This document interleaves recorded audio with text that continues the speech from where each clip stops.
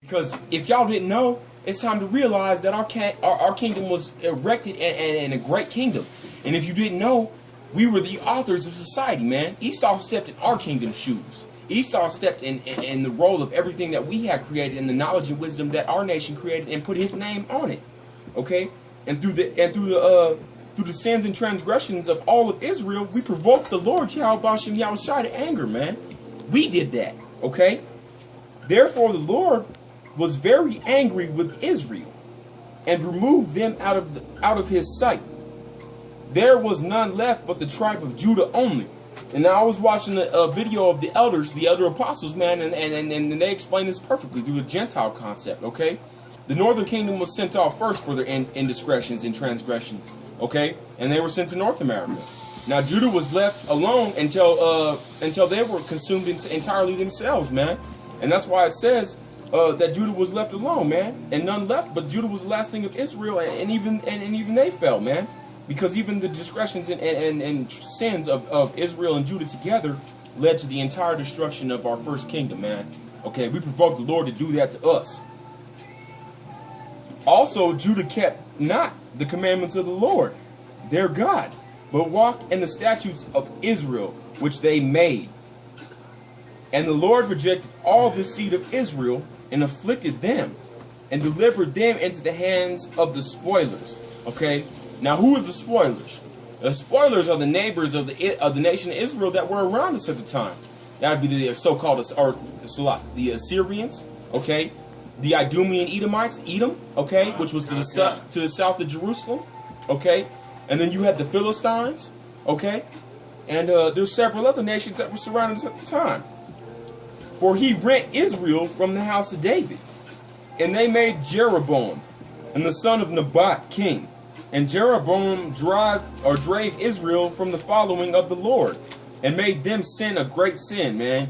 And now, you know, being a Judite myself, I have to say that leading our people incorrectly is something that Israelites do to this day, man. Because Israel, you know, to this day wants to follow their own choices and their own personal indiscretions. And by that, they lead the rest of the nation of Israel astray. That goes for you so-called Israelites that want to be in IUIC, that want to be in ISUPK, okay? You false prophets that want to mislead our people and want to go off and serve your own vain purposes in the scriptures. And want to even save Esau, man. How the fuck could you want to save Esau? Because he's the one, I mean, the Lord is the ultimate one that has set these curses upon us for our transgressions against him. But Esau is the one carrying them out. How could you have love for your oppressor, man?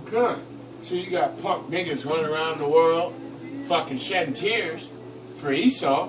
And what did he shed a tear for you? God, when the fuck did he give you some grace? You know what I'm saying? When the fuck did he give you some mercy? You know what I'm saying? He didn't have a problem fucking, you know, burning them and tail up, hanging niggas for no problem, pick a nigga at will. They just do what the fuck they want.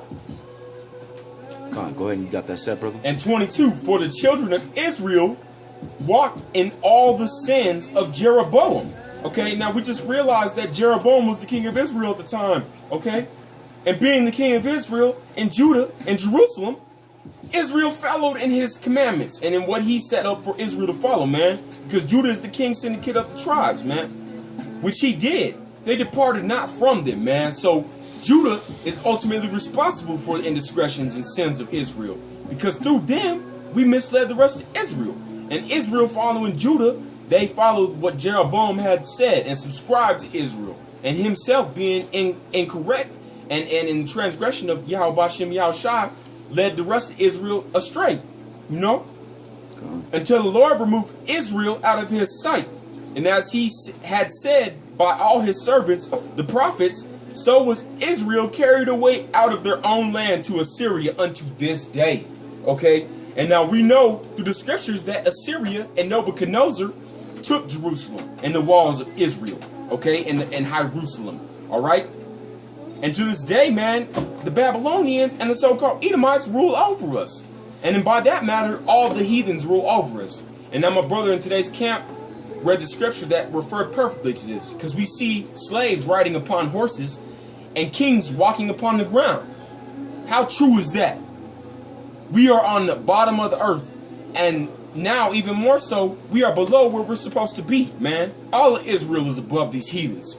and above these other nations. But yet we're still under this nation because of our own indiscretion, our own choices to disobey the law, statutes, and commandments of Yahawah, bahashem, YAHAWASHI. And this is, let me jump right back into 28, okay? Actually, brother, you got that set, brother? The one I showed you? Yeah, go ahead and read that, what you want to show me. Just to kind of piggyback off of what he was saying, it's Hosea 8, verse 14, and it says, "For Israel hath forgotten his maker, and buildeth temples, and Judah hath multiplied fenced cities. But I will send fire upon the cities, and it shall devour the palaces thereof."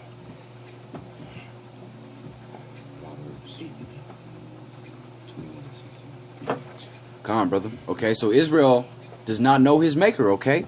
We are destroyed for a lack of knowledge, and we rejected knowledge. And even the ox, okay, knoweth his master. But Israel did not know. And Israel did not even consider that this could be the truth. And that they could be these people cursed by these signs. And, go ahead, brother. I was just gonna say, man, and like this brother was saying, even the ox knows his master, man. Even the ants and the conies know to gather their food in the wintertime before in the summertime before the winter comes. Come. This is 28, Deuteronomy 28:41.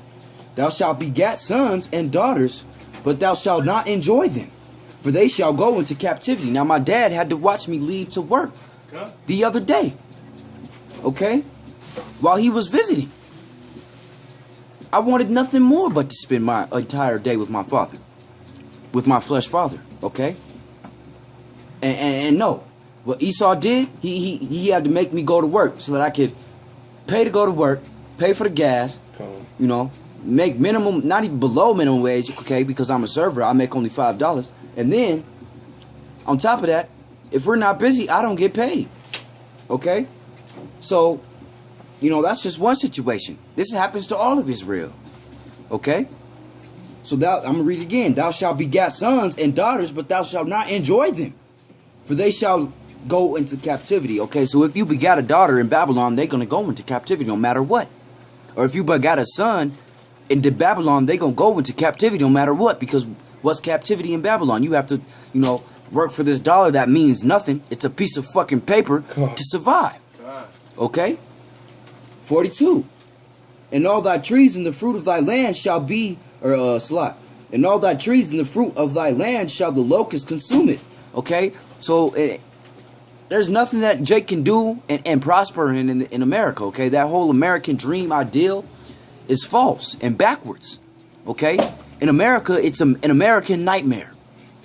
Okay, and it's a nightmare for the so-called Negroes, the so-called Latinos, and the so-called Native Americans, okay? Because other nations can come here and succeed. That's why Ammon has a liquor store in every single store, a hood, or Elam has a 7-Eleven in every single hood, because the rest of these nations are prospering in America. And they have prospered in America for a long time. But Jake has never prospered in America unless they sold out and done something completely wicked, okay? And this is 43. "And the strangers that is with thee shall get up above thee very high, and they shall come down very low. He that shall lead thee, and thou shalt not lead him," okay, or lend to him, "and he shall be the head, and thou shalt be the tail." Okay, so Esau is the head of everything. Esau owns everything. Jacob is at the tail end of the financial columns, okay? Jacob is at the tail end of everything, man. We're at the bottom right now. We are the bottom feeders, almost like shrimp, man. We're the bottom feeders of the earth right now. But soon, the tables are going to be turned, so Esau is the bottom feeders. Okay? I'm going to just go ahead and jump down to 48. "Therefore thou shalt serve thy enemies," okay? "which the Lord shall send against thee, in hunger and in thirst, and in nakedness, and in want of all things. And he shall put a yoke of iron upon thy neck, until he has destroyed thee." So Esau put a yoke of iron upon our necks, man. Okay? And what he wants to do is destroy us. And he did. And he didn't take it off until Abraham Lincoln, who you coons go out and worship like he's some kind of freedom fighter or some shit. And all he did was literally enslave everyone, including you Edomites, with the social security number. Okay? "And the Lord shall bring a nation against thee from afar, From the ends of the earth, that swift as eagles fleeth. Okay, because Esau has always been represented as the eagle in Assyria, and in Babylon, and in Rome, and again in Babylon the Great, being America. Okay, you can't run from that eagle because you use the same. You know, you use the same every time. You never change. Y'all some motherfuckers, man. Ain't nothing new under the earth, man. Okay? Ain't nothing new. A nation whose tongue thou shalt not understand, because we didn't speak English when we came here, brother. Okay? Go on, read that, brother. Alright, and go along with the eagle. It says in Hosea 8, verse 1, set the trumpet to thy mouth. He shall come as an eagle against the house of the Lord, or the house of YAHAWAH, because they have transgressed my covenant and trespassed against my law. Gone. Okay? Because we did the Lord dirty, okay? We the ones that transgressed. We are the ones that went off.